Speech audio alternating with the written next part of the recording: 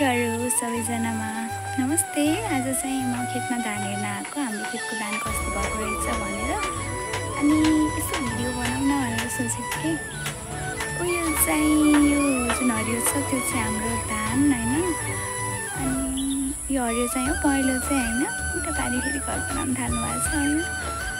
यता पनि छ उताको हो नि अनि यताको पनि हो पोलदेखि उता पारिको पोल छ नि त्यो पोलसम्म हाम्रो धान हो।